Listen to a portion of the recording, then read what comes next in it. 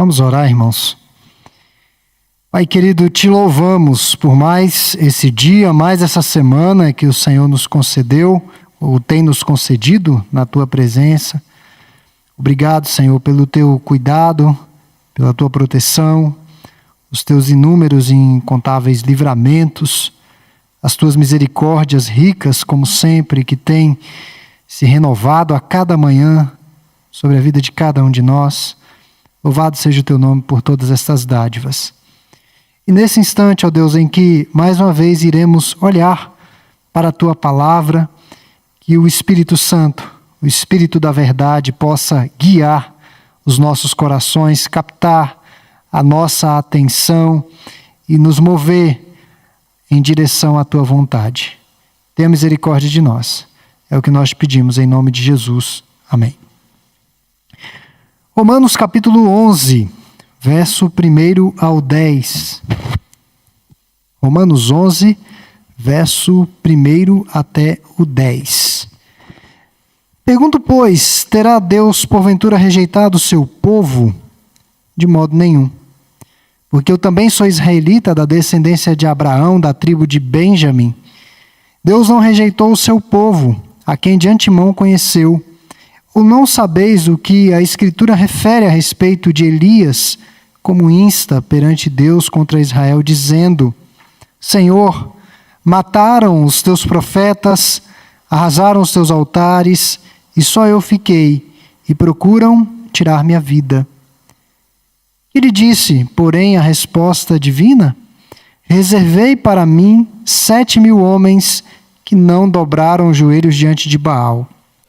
Assim, pois, também agora, no tempo de hoje, sobrevive um remanescente segundo a eleição da graça. Aqui está o centro da nossa mensagem essa noite. Sobrevive um remanescente. Sexto, e se é pela graça, já não é pelas obras. Do contrário, a graça já não é graça. Que diremos, pois? O que Israel busca, isso não conseguiu, mas a eleição o alcançou. E os mais foram endurecidos, como está escrito: Deus lhes deu espírito de entorpecimento, olhos para não ver e ouvidos para não ouvir, até o dia de hoje. E diz Davi: torne-se-lhes a mesa em laço e armadilha, em tropeço e punição, escureçam-se-lhes os olhos, para que não vejam e fiquem para sempre encurvadas as suas costas. Só até aqui, irmãos. Nós estamos caminhando, irmãos, para o encerramento dessa sessão que Paulo trata a respeito da situação de Israel, o povo da aliança, ou da antiga aliança, a nação de Israel de maneira geral. E nos capítulos 9 e 10, Paulo demonstra como os judeus rejeitaram o caminho de Deus, o caminho do Senhor, o caminho de redenção, e criaram um próprio sistema de salvação. Foi isso que Jesus se deparou quando, do seu ministério terreno. Havia um sistema de salvação já estabelecido, salvação pelas obras. Eu penso que uma das lições mais evidentes que nós temos depreendido desses estudos, dessa sessão do capítulo 9, já foi o 10, hoje nós estamos adentrando no capítulo 11. Uma das lições que ficam mais evidentes é justamente esse sistema de obras criado pelo homem. E isso é muito atual para a igreja. Imagina-se que Deus há de responder e de fazer algo em decorrência do que nós fazemos. Deus irá reagir à maneira como nós vivemos, irá reagir de forma benevolente ou não. Então esse é um sistema muito presente na igreja, inclusive em nossos arraiais presbiterianos. Nós vemos às vezes esse tipo de pensamento. Mas Paulo deixa claro em toda essa sessão, do capítulo 9 até o 11, que foi pela graça, é pela graça e será pela graça. Graça do começo ao fim. Não há mérito algum em nós, em nenhum de nós. Portanto, não tem a oração do homem de Deus. Portanto, não tem a oração da pessoa consagrada. Portanto, não tem a campanha que vai mover os céus. Isso daí é o tipo de sistema de obras criado já no Novo Testamento, que Jesus combateu veementemente, e Paulo está aqui também a combater, e nós devemos combater em nossos dias. Então, os judeus haviam construído o seu próprio caminho de salvação. Então, Paulo vai iniciar esse capítulo 11 com a seguinte indagação: terá Deus, porventura, rejeitado o seu povo? Por acaso Deus rejeitou o seu povo? E Paulo, de imediato, responde: de modo nenhum. A maneira como ele foi construindo o seu argumento é típica e nós vemos se repetir aqui. De tudo que foi dito até aqui, não podemos concluir que Deus rejeitou os judeus. E nós vamos ver aqui as razões que Paulo apresenta para Deus não ter rejeitado os judeus nesse escopo de salvação. Quando eu falo judeus, não são todos, mas na igreja nós temos judeus também.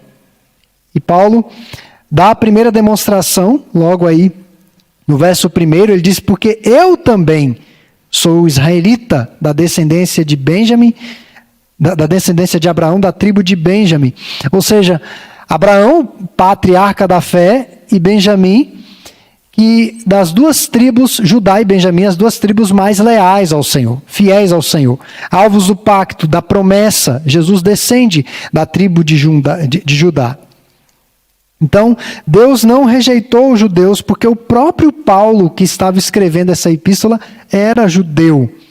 Foi um judeu extremamente dedicado e nacionalista, afeito aos costumes da sua cultura. Ora, se Deus tivesse rejeitado de forma definitiva os judeus, não haveria nenhum judeu convertido ao cristianismo. E Paulo, quando não era um cristão, pensava estar fazendo um favor a Deus ao perseguir e oprimir cristãos, os seguidores do caminho. Paulo argumenta da atenção salvífica de Deus para com parte do povo judeu, a fim de que a igreja não se colocasse contra aquela nação.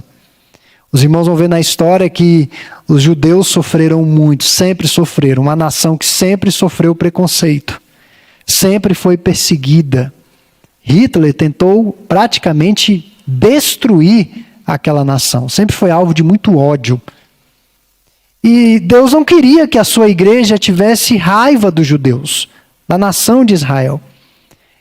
A Bíblia diz que quando um pecador se arrepende, há festa nos céus. Então, se um judeu se arrepender, há festa nos céus. Não há motivo para ter uma rixa, um problema com o povo judeu. Paulo, um descendente de Abraão, foi convertido ao cristianismo e se tornou pregador do santo evangelho aos gentios. Então, a primeira demonstração que Paulo apresenta aqui para Deus não ter rejeitado os judeus é ele mesmo, a sua própria conversão. A segunda demonstração para reforçar aqui a não rejeição de Deus aos judeus, Paulo lança mão de um episódio muito afamado do profeta Elias. Após vencer centenas de profetas de Baal, num desafio que ele mesmo, o Elias, propusera, ele foi ameaçado de morte por Jezabel. E eu não preciso comentar muito aqui a respeito de Jezabel, mulher de Acabe, uma mulher ímpia, e dentre as suas maldades, o que nós destacamos, o que a Bíblia deixa evidente das maldades de Jezabel, ela procurou simplesmente destruir os altares e a adoração a Yahvé, colocar abaixo o yavelismo e lançar o baalismo. Começou a introduzir a adoração a Baal, foi matando os profetas do Senhor, eliminando e queria erradicar a adoração ao Deus Eu Sou. Uma mulher extremamente má. E Elias propôs um desafio aos profetas de Baal. Centenas foram mortos num dia só. E Jezabel disse: eu vou matar esse Elias. Elias então é tomado de medo e foge. Se esconde. Aquele episódio extremamente conhecido, ele ficou numa caverna por alguns dias, houve algumas manifestações ali diferentes, e Deus lhe aparece por meio de um vento tranquilo, suave. E Deus começa então a questionar o acovardamento de Elias em face daquela perseguição de Jezabel. E Elias oferece a Deus algumas justificativas. E os argumentos do acovardamento foram os seguintes. Senhor, mataram todos os seus profetas. Todos. Só restou eu. E foi o segundo argumento. Só fiquei eu. Terceiro, fui ameaçado de morte. E quarto, destruíram os teus altares. Toda referência que se tinha de Deus foi banida das terras de Israel. E daí, o apóstolo Paulo remete a esse episódio e a resposta do Senhor no verso 4, reservei para mim 7.000 homens que não dobraram os joelhos diante de Baal. Ou seja, havia gente de Deus ali em Israel ainda. Mesmo Jezabel sendo tão má, tão violenta, tão agressiva, tão oposta a Yahvé, o próprio Deus é quem reservou esse povo para si. E daí, irmãos, o verso 5, sobrevive um remanescente segundo a eleição da graça. Eu fico simplesmente impressionado com essa declaração de Paulo aqui. Paulo deixa claro que a igreja é a única instituição que não vai ser destruída. Nunca. E já tentaram, de várias maneiras, regimes, ideologias, perseguições declaradas, veladas, e ainda sofremos perseguições, mas a igreja nunca vai ser destruída. Ainda que essa igreja, em alguns momentos da sua história, passe por corrupção moral, ética, Deus sempre vai levantar um remanescente. E o que chama a atenção, Ele mesmo vai levantar. É o mover dele. Deus diz a Elias, eu reservei para mim. Eu reservei. Porque naquele contexto da perseguição de Jezabel, era mais complicado ainda servir a esse Deus vivo. Isso é muito importante, irmãos, para a igreja essa noite. É uma boa notícia para nós. Nós estamos num país em que temos a liberdade de culto, podemos abrir a igreja, podemos evangelizar. Ontem mesmo deixei meu filho numa terapia lá em Águas Claras, eu fui a um mercado, fui andando, e tinha uma irmã tipicamente assembleiana, e ela distribuindo folhetos ali em Águas Claras. Eu peguei o folheto, agradeci, e eu fiquei muito feliz com aquilo, porque nós temos a liberdade de evangelizar, de expressar a nossa fé. Nosso país proporciona isso para a gente. Mas nós sabemos que enfrentamos um tipo de perseguição no nosso país que é muito perigosa. Uma perseguição velada, uma oposição velada. Eu tenho alertado aos irmãos que uma das tentativas dos chamados pensadores do nosso tempo é justamente ridicularizar o cristianismo com as instituições que se afastaram da palavra de Deus. Porque tem igrejas que se tornaram instituições distantes do que Deus preconiza na sua palavra para a sua igreja. E eles se valem dessas instituições distantes da palavra para desmoralizar e ridicularizar o cristianismo. Lecionando para os jovens, eu disse a eles que há 20 anos atrás, numa sala de ensino médio, alguém dizer que era virgem era motivo de gracejo, de riso. Eu não sei hoje. Ridicularizar o que Deus tem para a sua igreja de bom, de certo, de saudável. Então há uma tentativa, há uma perseguição, nós não podemos negar isso.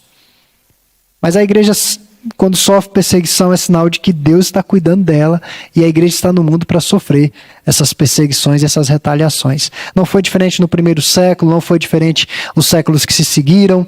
Teve um período de paz com Constantino. Mas, irmãos, o tempo foi passando e a igreja, sempre que a igreja está muito tranquila, ela acaba se desviando. Então a perseguição às vezes vem para refinar mesmo. Para refinar a igreja, para ver quem é crente mesmo.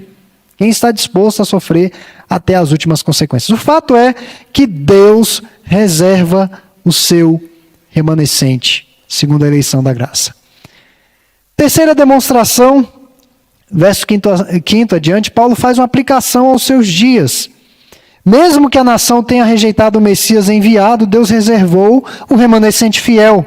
Há vários exemplos além de Paulo, nós poderíamos citar um deles aqui, o ancião Simeão, em Lucas capítulo 2, verso 25 a 32, quando ele segura o Salvador recém-nascido, aquele homem já idoso diz o seguinte: agora eu posso morrer, porque os meus olhos viram a salvação de Israel.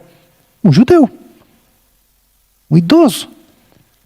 Então tem vários exemplos, nós podemos citar também os 11 discípulos, exceto Judas que traiu o Senhor, mas tem os 11 discípulos, os 120 que estavam no dia de Pentecostes e foram tomados pelo Espírito Santo, e passaram também a falar das maravilhas de Deus, os 5.000 conversos em Jerusalém, e para por ali, porque a igreja foi crescendo, eles perderam ali a condição de ter a contagem desse rol. E a igreja cresceu, iniciou e cresceu forte em Jerusalém, depois que ela se expandiu para o mundo gentílico, o mundo não judaico. Então Paulo também vai falar de 500 irmãos aos quais Cristo apareceu ressurreto. Então, irmãos, foram eleitos pela graça, ou seja, não é pelas obras, mas pela vontade soberana de Deus. A conclusão que podemos ter aqui é que a eleição é unicamente baseada na graça de Deus e não na doutrina da chamada presciência. Alguns, para tentar entender esse contexto de eleição, apregoam a doutrina da presciência. O que essa doutrina diz? Que Deus elegeu sabendo que eu iria aceitar o Evangelho. Que o Evangelho um dia ia ser pregado para mim. Deus viu e Deus me elegeu sabendo que eu ia aderir ao Evangelho. Isso daí não é bíblico. Deus elegeu porque Ele quis, não foi em mérito nenhum. Eu gosto demais de... Assim, tem vários cânticos do nosso cenário que tem alguns probleminhas teológicos, mas a maioria são bons e passaram por uma revisão, por uma comissão pelo Supremo Concílio. Mas, meus irmãos, tem um que diz assim: eu não sei o porquê que Deus me amou. Eu não sei, mas eu sei quem tenho crido, eu sei que é poderoso para guardar o meu depósito até aquele dia. Não há razão em mim. É o amor dele, livre, soberano. Ele quis. Não tem mérito em mim. E para finalizar, nós podemos aplicar que a salvação de fato é uma dádiva de Deus. Paulo mais adiante vai dizer que Deus escolheu os salvos e os demais deixou seguirem o seu curso de condenação. Deus resolveu salvar alguns. É como se todo mundo tivesse pulado de um avião, só que não colocaram paraquedas. Todo mundo pulou. E Deus resolveu pegar alguns em queda livre. É isso que é a eleição. Deus não condena, a pessoa já está num estado de condenação. Ela já nasce assim no estado de condenação. Então é uma dádiva. Se você compreendeu esse evangelho, se você vive guiado por esse evangelho, glorifique a Deus por isso. São muitos que ouvem o evangelho. Aquela irmã assembleana estava a distribuir os seus folhetos. Muitos pegavam, jogavam fora, tinha gente que nem pegava. Dos que pegam, quem de fato lê aquele folheto? Dos que pegam e não são crentes, quem de fato vem a se tornar um crente? Então nós estamos nesse contexto, e se nós fomos alcançados, é motivo de glorificarmos a Deus todos os dias. Segunda lição é que muitas vezes na nossa jornada cristã há uma sensação de solidão. Solidão com as nossas convicções, os nossos valores, ainda mais quando você vê dentro da própria igreja valores que nos são caros sendo degradados diante das provações. Muitas vezes podemos nos sentir que somos únicos, estamos sozinhos, à semelhança de Elias. Elias ficou tão abatido que de fato se isolou. Aquele isolamento era uma expressão de como estava o coração de Elias. Ele não conseguia assim, perceber encorajamento de nenhum lado. E Deus foi lá e tirou ele daquela caverna. Então, muitas vezes podemos nos sentir assim.